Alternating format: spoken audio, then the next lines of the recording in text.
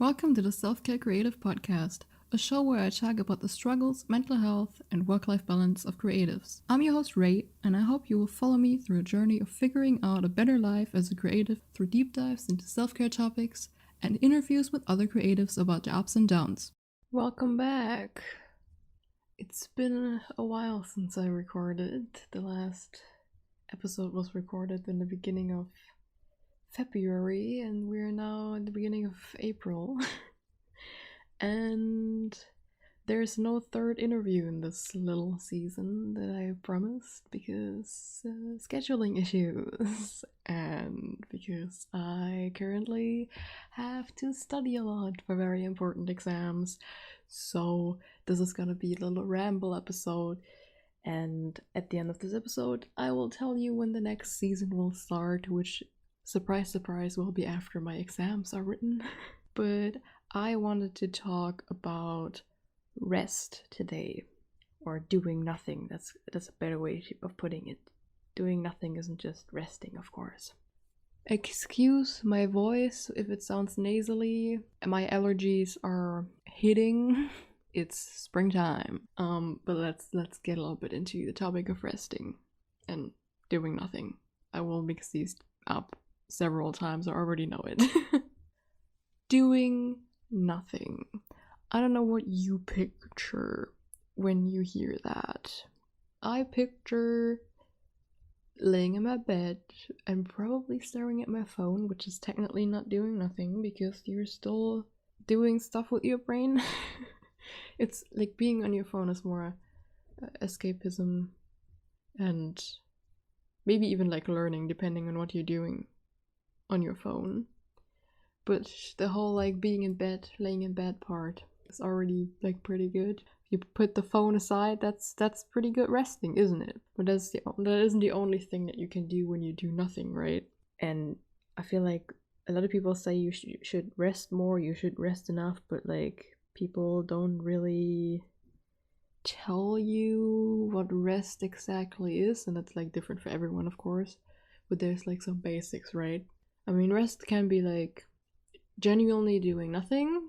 Rest can be filling yourself back up with self-care or other people. It can be doing a different hobby. I mean, that can also be resting. For me, resting is not doing hard work. That's the only way I define resting for myself. I think this is like one of those things that you should define for yourself, like success and happiness. Rest is also something you should define. For me, working on something I love is still somewhat rest. I mean, I still do stuff, but it fills me up. So it's on some level it's self-care. But when we get a little bit into the more of like the doing nothing or doing different stuff that's like filling you up, I know there's a word for this probably. I'm speaking about things like decluttering your mind, stuff like that, like journaling and stuff. That's technically rest, but it's also a form of self-care. So like there's like they overlap. This is like a Venn diagram. Anyway, restoring is the word I think I'm trying to find. Restoring like your energy. I think that's what I'm searching for. Recovering is also rest. Like if you did some really, really hard task and you need to like fill your tank back up, like eating can be rest, like giving yourself energy back. Talking to people can be rest because you're filling back up your like social I don't know, your social jar of interactions. I need a better metaphor here, but I think you get what I mean. Daydreaming is a big one. Daydreaming is technically a form of escapism, but it's also a form of coping, which makes it a form of rest. I will have, like next season, I will have an entire episode on maladaptive daydreaming and immersive daydreaming, hopefully, because that's a very important and interesting topic to me. But daydreaming, that's like your brain trying to, first of all, like a lot of times daydreaming is your brain trying to think positive, right? Other times it's just your brain trying to cope with something. It really depends. Like usually like daydreams are like positive, right? So either you're feeling really, really bad right now and you need something positive happening in your mind, or you're just generally thinking about positive outcomes. Sometimes the negative daydreams are also a thing, but I think that's more of a, like any negative feeling, of an indicator of where you need to improve. Like I like looking at my daydreams and seeing, oh yeah, this is what what I should be doing different in my life, maybe what my problem currently is. I don't know how to explain this. I think I will go a little bit deeper on that in the daydreaming episode, because there's a lot of indicators in daydreaming, especially if you immersive daydream or maladaptive daydream. If you don't know what maladaptive daydreaming is, that's when your daydreaming is compulsive, like pretty much obsessive compulsive. It's like kind of a little bit like it's OCD but with daydreams, pretty much. That's the best way I can describe it in a fast way. It's a symptom of trauma. It's a response to trauma. Sadly, not in the what is it called, ICD, like the diagnostic thingy. It's not in there yet because people still don't know if it's a symptom or if it's its own thing. And immersive daydreaming is the same thing, of like being very inside of a world. Like your daydreams can literally be the world around you, or like you can like deep dive into your brain and create characters and stuff, but you don't do it compulsively. Like you can like stop whenever you want and it doesn't take away from your life. I just wanted to like quickly explain that, so maybe you get a little bit excited about the daydreaming episode, because going a little bit deeper into that will be very fun, but I will have to research a little bit more about it. But it's gonna be fun. Then I already mentioned decluttering your mind.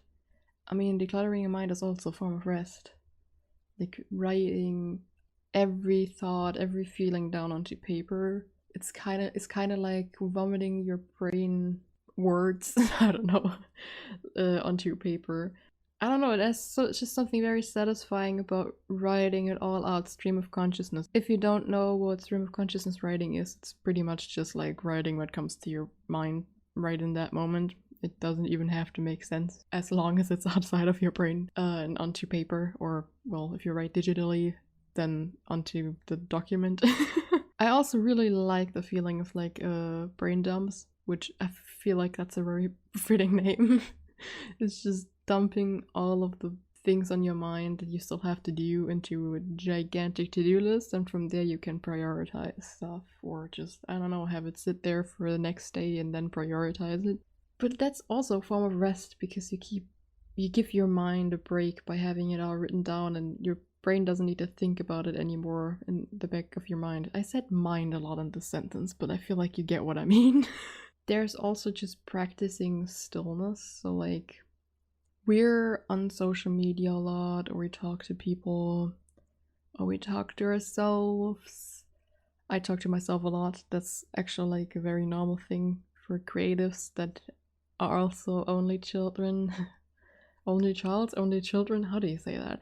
But yeah, I talk to myself a lot, which is probably also why I'm doing a podcast now. I love talking to myself. I don't know if anyone listening loves talking to themselves too, but like I always love to say I like talking to someone that, first of all, understands me, and second of all has the same level of intelligence. But yeah, I don't know, sometimes it just helps figuring your emotions out and your thought patterns, and yeah, I don't know. This also goes a little bit into daydreaming, because I can actually like immerse myself enough into my daydreams to make up people that I talk to, which sounds very profound and as if I'm like having a problem with my brain, but that needs a little bit of destigmatization, because that's actually really normal. Like, immersive daydreaming is scarily normal in my age group. Like, if you talk to people in fandom culture, that's actually a really common thing, and there's not nearly enough research on it. But anyway, neither is there enough research on like talking to yourself and how it connects to creativity and whatnot, and how I would really love to know if talking to yourself a lot also relates to like trauma. there's so much stuff that I would love to know about daydreaming and talking to yourself that is not researched, and it's, yeah, anyway. I mean, and I said in the beginning, this is going to be a ramble episode. My mind is blown how we haven't researched daydreaming and talking to yourself more. Like, it's, everyone does it to some degree. I mean, not everyone, but a lot of people talk to themselves at least a little bit. A lot of people daydream at least a little bit. I mean, most people do it to a normal, air quotes, normal level. What is normal? How do you measure how much you talk to yourself and how much you daydream? Because you do that like unintentionally usually. Anyway, that was a tangent. I don't even know where I was anymore. Let me check back. Oh yeah, practicing stillness. Oh god, yeah. We have a lot of chatter everywhere and a lot of input. And I recently watched this really cool video on YouTube where someone was like, didn't talk for like 7 days, I think, like not a word. Like that person could not communicate with others in a sense. Like I think he said he won't talk and he won't write with people. I'm not completely sure anymore. But that's an extreme challenge to do, and you shouldn't do that cold turkey, honestly. But trying to not talk to yourself, or just, I don't know how to describe this, but when you're like still, I mean, that's the only way to describe it. When you're still, there's a lot of stuff that will come up in your brain that you're suppressing in daily life. I think that's where I'm going, which is not only a form of rest. I mean, stillness is rest, but it's also a form of healing, because there will be stuff coming up in your mind that's from years ago. I mean, I sometimes just sit on my bed and not like trying to like deliberately not look at my phone and like deliberately not daydreaming, deliberately not talking to myself, and then there's like some stuff from like, I don't know how many years ago that comes up and I'm like, what the fuck? Like, we bury so much in our minds thanks to social media and thanks to societal pressure and whatnot. So like, practicing stillness is technically also a form of rest. Just doing nothing.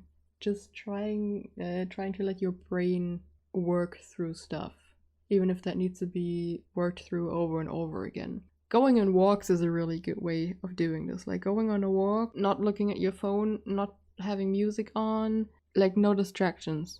That will bring up a lot on your mind the more you do it. And that's also a form of rest. Then of course, a big part of rest is also breathing. I recently looked a little bit into breath work. That's very interesting. Maybe someday I will make an episode on this. It's a little bit profound, but I can see how it helps the nervous system. Anyway, but like, yeah, meditation is rest. Mindfulness in any way is rest. Like concentrating on the now, on the current moment, is obviously rest, right? Like, I don't know how to explain that further. Like, just even if it's just a couple deep breaths in the middle of working, that's also some form of rest. I mean, that's not deep rest, but you know, that's also something, right? And then just trying to like reconnect with yourself, like taking time in your day and like blocking out time just for yourself, for your self-expression, for self-search, like soul searching, all that stuff. Also, can I just say, that came to my head like a few hours ago, very randomly, but like a lot of people judge personality tests and stuff like that, but it's actually really relevant to how we see ourselves. I mean, it's I get how people dislike how we try to label ourselves, because a label also means we're like kind of inside of a box, that we put ourselves in a box, and then we think we can't get outside of that box much. But a lot of self-searching exercises are actually really good at helping us figure out what our purpose is and stuff like that, and that's also very important. So like, yeah, do your Myers-Briggs personality test and your Enneagram test and your love languages test, and like knowing yourself is really important, even if it's by labels. I mean, there's a reason why even non-binary people have to label non-binary, or why we have sexuality labels and stuff like that, because yeah, like we need to like explain it, be able to explain it to other people and explain it to ourselves, and we need to have something to orient ourselves after, which is why I think personality tests are actually a pretty good way of like reconnecting with yourself, like doing some of these tests once a year and then just seeing what changed, if something changed, and how you can align yourself a little bit more with that, and looking if it helps you like feel better in life. That's also rest. I mean, it's scheduled rest, like just like taking a day of the week just for yourself, self-care and soul searching. I actually kind of really want to do my tests again, my personality tests. The last time I tested my Myers-Briggs test, I was an INFJ. When I did it for the first time, when I was like 16, I think, I was an INFP. That's very interesting. I think I'm still an INFJ if I'm being honest. What else is there? Enneagram is there, and I always forget which one I am. I think it's like 4 or 5. I'm not sure. Like the one that's like very creative and like whatnot. I also love looking at like astrology stuff. I know astrology is more of a pseudoscience, but it's fun. Like if I like an intuitive things. Like I don't know how to explain this. It's like tarot card readings. It's like more of an it's also soul searching to an extent. Like it helps you align with what feels right for you, if that makes sense. Like when you read a tarot card, and I mean they're vague as hell, you still can connect it to something in your life that you like, that you technically show to yourself what you need to do different through someone else's vague words, if that makes sense. I mean, it's the same for personality tests. It's a vague description of yourself, but you can orient yourselves by that and then go further. I mean, it's important to not put yourself into the box of personality tests, because we're not able to be sorted into like 16 different types of people. Everyone is unique. It's just like everyone is like close to one of these types, and then we're mixed with other stuff. But yeah, that's rest. I also think reading is rest. I mean, I said a lot of self-care things are rest, but reading is rest too. Maybe not for your brain fully, but like depending on what you read, it's escapism. I still don't know if I enunciate that right. Is that escapism or escapism? I will never fucking know. Escaping. I also like playing games to escape and to take rest. Like I said in the beginning of the episode, I'm currently studying for important exams, and I've been playing a lot of Animal Crossing on my Switch. A lot. Because I need to cope. Because my god, do I have a lot of study. Please do not remind me. What else? There are so many ways to rest. Maybe you have like a very specific like hobby that puts you into a flow state. If you don't know what a flow state is, there's an entire episode I made on it, and I already forgot which number it is, but I think it's in the title of the episode. Yeah, putting yourself into a flow state is rest, because in that case you actually put your mind at rest. Like I explained in the episode, the flow state is pretty much you forgetting to think because you're so hyper concentrated. Rest is a very interesting like concept, because some people are like, yeah, rest is just doing nothing and like sitting there, and other people are like, oh yeah, rest is like self-care and all of these other things. I would love to know from you how you define rest. Like you can like write me on my social media linked in the show notes, because that's like so interesting, because my definition is very broad, but yours might be like super specific, because you label things differently. Like, oh yeah, self-care doesn't belong under the umbrella of rest and whatnot. That's very like I always love listening to how people categorize certain things. I recently made a graphic for my Instagram that I will post sooner or later about like the ideal day of a 20-something-year-old. And it was like a cake diagram. What is it called? A circle diagram? You know what I mean. Pie diagram? I have no clue. Anyway, And it's like a third was just fulfilling work. Then there was like a quarter with sleep, a quarter with self-care and rest, and then like the rest, like I don't know if it's 10% or 5%, I forgot how much it was, is like social life. And like, yeah, that's like, I mean, it's like the sleep part, and then like the sleep and rest part was like a lot. So it's like, yeah, I mean, technically it should be equal. It's so weird because I made this diagram and I was like, someone that's like maybe from my mom's generation might look at this and think, that's crazy, that is not possible. And I think I wrote that in the caption too, like this is like more about like thinking you can change the current system and how things currently work, and you don't believe that you can like form the life that you want, blah blah blah. Which, I mean, of course there's a systemic issues. It's definitely harder for some people than for others. I always need to mention that because I don't want to seem like you can manifest everything, because that's just not true, because the systemic issues are a thing. But yeah, that was interesting. Like when you, as like someone in your early 20s, you don't have all the life experience, but you also, I said that in the caption of that post. I already pre-wrote the caption. I said, I can honestly, let me pull that up. I know where I have it. I mean, I'm gonna read the entire caption, and you will notice once I post a picture and you follow me on Instagram. Please follow me on Instagram. It's @RayuWag. Hi, I'm 22 and I hate the system we currently live in. Who would have guessed by the chart up there?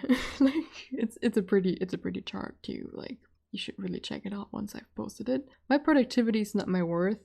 Neither is the chart above outlandish if you think outside of capitalism and meritocracy. If you don't know what meritocracy is, Google what merit means if you don't know what that is, and then you kind of can put it together. Anyway, I might not be full of life experience and all the knowledge in the world, but I'm equipped with enough knowledge to prove my points about what I currently dislike, about what I want and why I want it. And okay, this is the part that I think is important. And about why I think a lot of life experience pointed out by older people disagreeing with you is not life experience. It's simply giving up on fighting against something you deep down know is doing harm. So like a lot of people think like after a certain age they just kind of gave up on wanting to change the world, and they think everyone that's younger than them that still believes in changing the world is like not having enough life experience. I know this has nothing to do with the topic of rest anymore, but I mean, it's a Ramble episode. I find that very interesting. It's like, oh yeah, life experience. A lot of times, life experience is like that's pointed out as not life experience. It's just like giving less energy to things, which I mean is fine. But I hate when people like say that it's life experience. Anyway. Back to the diagram. It was like, now I can look at it, hold on. It was a little less than a third fulfilling work. It was a quarter sleep and rest, a quarter self-care, and the rest was like social life, the small rest. And like, I mean, it's like pretty much 50-50 work, social life, and 50 self-care and rest. And like to someone older that might look outlandish because like we live in a capitalistic world, and find it very interesting how many people can't look outside of the view of the lens of capitalism anymore.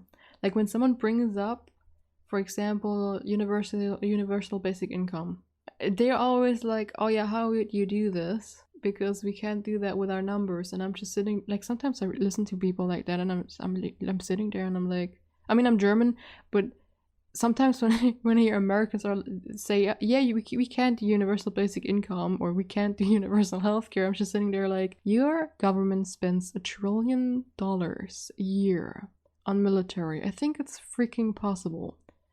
Call me a conspiracy theorist, but I feel like if a country can spend $1 trillion on military, it can spend $1 trillion on fucking people. You know? Anyway. Like, I find it very sad how many people can only think from a standpoint of, oh yeah, how would I survive? Capitalism made so many people think so much about like how money relates to their survival that they can't think about survival without money anymore.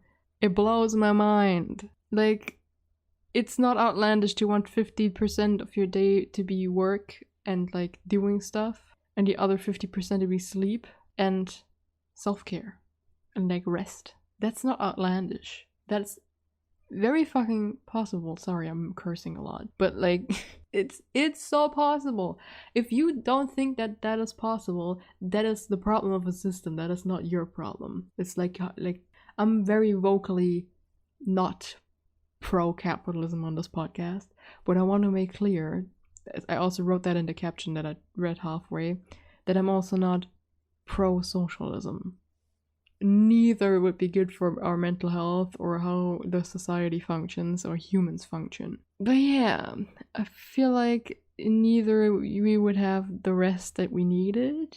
You would need to take the good from both. There's actually an MLK quote that says something along the lines of like, you need to take the good in both socialism and capitalism.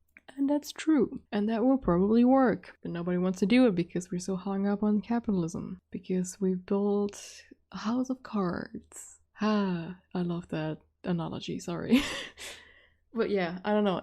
I find it interesting how even capitalism can like relate to like rest. Like, I mean, in a world where like you're measured, like your worth is measured by productivity, of course capitalism relates to rest, right? Like rest is pretty much the opposite of productivity, even though rest is also productive. I mean, we talked about how you need to reframe rest as something productive to actually like get yourself to do that. But honestly, you only need to reframe rest as productive in a world of capitalism, because in any other world we would just be resting. Like they're like, you can, it's weird, but you can pretty much make anything political, especially like mental health should be political actually. Like it's literally like human lives. And that relates to like how society works and infrastructural stuff. And like, for example, I recently saw a tweet that pointed out infrastructure and mental health services are inherently connected to each other, because how would you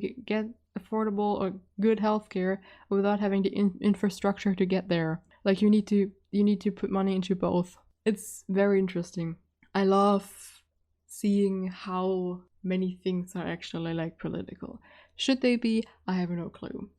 I'm gonna be honest with you. How politics currently work is so influenced by capitalism. I say it again, but like, I yesterday watched a video about how Amazon was like how Amazon and taxes, something like that. Like it was just a tiny part of the video, because the entire video was about all types of stuff that Amazon does wrong. But it's very interesting how cities, for example, were like bowing down to have Amazon have their second headquarters in their like vicinity. And I watched that video and my mind was blown, because like, what?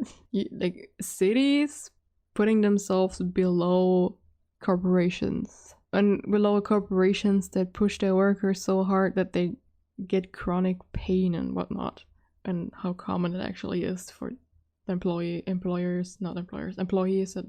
least in the US, to like have these problems. It's a very interesting video. I don't know if I will link it though. Maybe you can find that yourself. Because there's a lot of videos on Amazon out there. I hope you're good enough at discerning like conspiracy theorists from actual factual videos. Like I have nothing against a good conspiracy theory, but like I'm not a fan of people that go so far into conspiracy theory territory that they deny like the official sources. You always need to consider both sides. Like if they're down the deep end of only one side, that's not good. And that goes for both sides. You always need to question the official story, but you also always need to question the conspiracy theory. And a lot of people, I feel like the second sentence I just said is lost on many people. Anyway, I mean, we all know Amazon is not good. Did you know? Oh my god, my mind was blown recently. I only recently found out that the Washington Post is owned by Jeff Bezos, and I'm still not over that. Did you know that? I mean, a few probably knew. But as a German, I'm not like on the news in the US much, so I didn't know that. Yeah.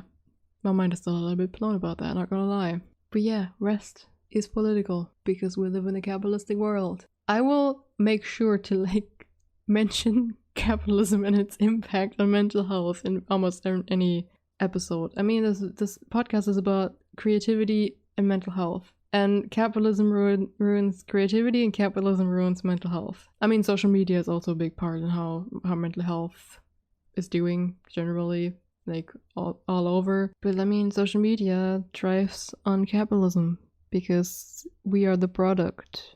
I don't know if you watched The Social Dilemma on Netflix, but you should really do that. I will maybe make an entire episode about what I learned from that.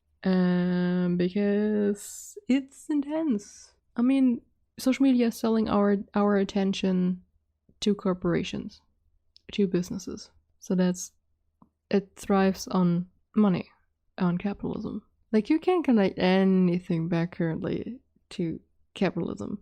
And I recently randomly wrote down something. Let me find that on my computer real quick. There we go. I think that what I'm about to say is something a lot of people like keep forgetting. Humans can live without capitalism. Capitalism cannot live without humans. Nature can live without humans, but humans can't live without nature. And capitalism ruins nature. So, something to think about. It's just like all the systemic problems that come with capitalism.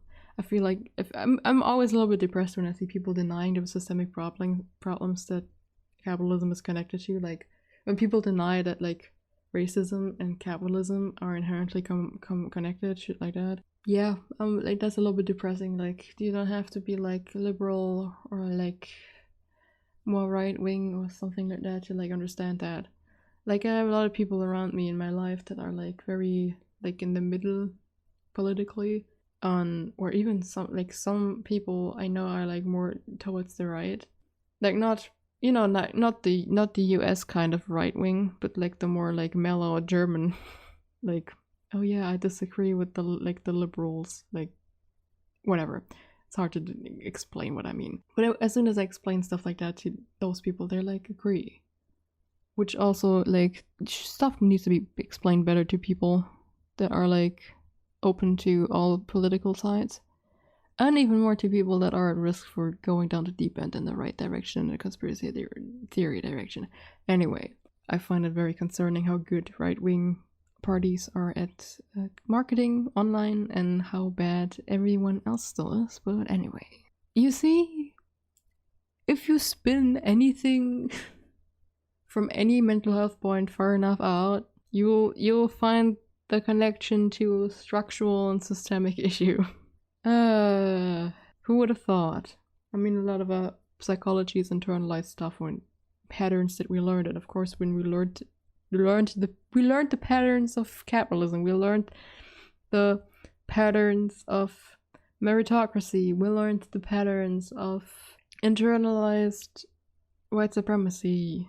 And I hope you don't listen to my podcast if you think not everyone has an inherent white supremacist standpoint growing up in the white country or surrounded by white people, because that's a literal fact. But anyway, like, if anyone listening to this wants to deny pieces of racism just because they are not overt, they can please go. Same goes for sexism, by the way. If you cannot see how a lot of small things in the world are pushing misogyny, please leave. Maybe I'll do an episode on like hidden misogynistic things in our daily language, in our daily like in our society, in our standards, because a lot of it is very obvious as a woman, but not to men, I think. Anyway, where were we? Rest. It's still an episode about rest. I mean, we've been talking for a long time already. I just looked over at the time. I went on a long tangent there with capitalism and politics and all that fun stuff. But I wanted to go back to games for a second again, because like that's like my main coping mechanism right now. I'm kind of interested what games you all are playing, because I really need more. But like, a lot of the ones that I want are like expensive. I really love playing Animal Crossing and Stardew Valley because they're like very like idyllic, green, colorful, cute. I also loved Harvest Moon when it was like more popular, but I mean, Stardew Valley is kind of Harvest Moon on steroids, so that's kind of good. I really want to play Zelda Breath of the Wild, but it's still the same price as the price it had when it came out, and I hate stuff like that. I absolutely despise it when stuff doesn't get cheaper over like years. Like, what's the point? Literally. Yeah, whatever. I have a lot of books that I currently like have on my reading list. I found the page where I can like find a lot of books that I want to read, and I downloaded them. I don't know if that was fully legal, if I'm being honest, but I think as someone like, of course, you should always look at a local library, but German libraries don't really have English books, so I don't really have another option other than buying it, and I'm not rich, you know.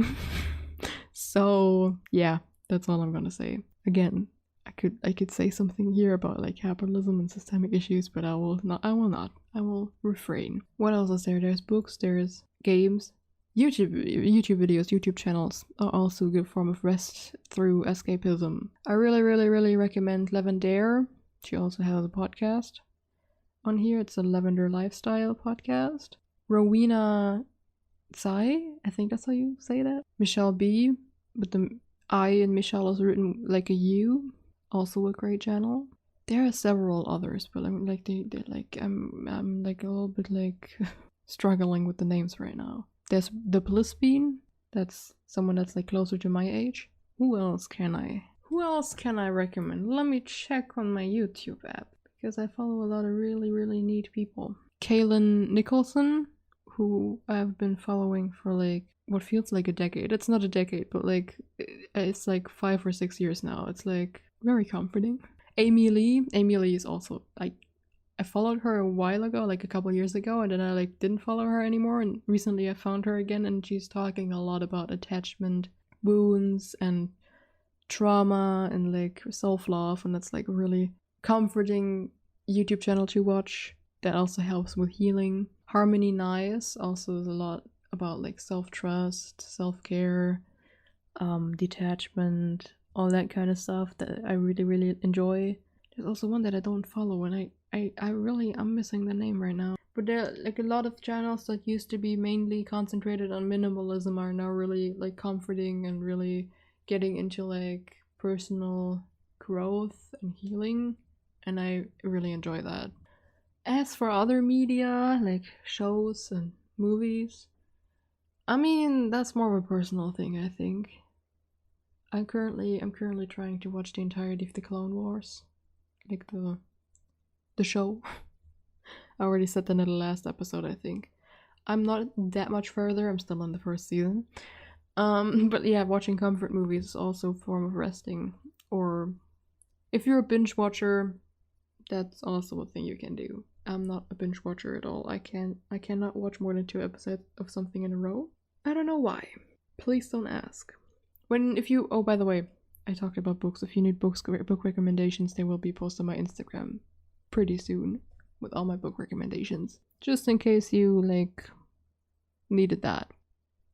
I'm trying to think of another medium that I'm, like, maybe missing right now. Oh yeah, cooking. Cooking and baking is also a form of rest. I don't do that a lot, but baking is really good for rest, in my opinion. Like to like fill yourself back up. It's like feels like very sacred to like create food. I don't know how to explain that, but there's like a lot of like good energy going into that, right? So like baking, I kind of should bake more if I'm being honest. But yeah, I mean, there's like feel free to tell me like about more stuff that's like rest and self-care and filling up your energy again, like filling up your reserves. Tell me that on my Twitter of this podcast, that's linked in the show notes, or on my personal like Twitter, that's also linked in the show notes, on my personal Instagram, also linked in the show notes. Like you can share that with me any way you want. I'm kind of excited to hear from you how you rest. Like what's your favorite way to rest, and what's your interpretation of what rest is? Does it include self-care, or is it like for you, is it just stillness, just doing literally nothing? I would love to know. Oh no, hold on, I almost forgot to tell you, the next podcast season, the next season of the Self-Care Creative will be starting on the 30th of June. Yes, this is a long time in the future, but I write my exams in April and May, and then I need to pre-record and do all the fun stuff behind the scenes. So 30th of June 30. Write that down in your calendars like I did so I don't forget it. And yeah, take care of yourself, drink enough water, be nice to yourself, and until either the 30th of June or until we see each other on my social media accounts. Bye!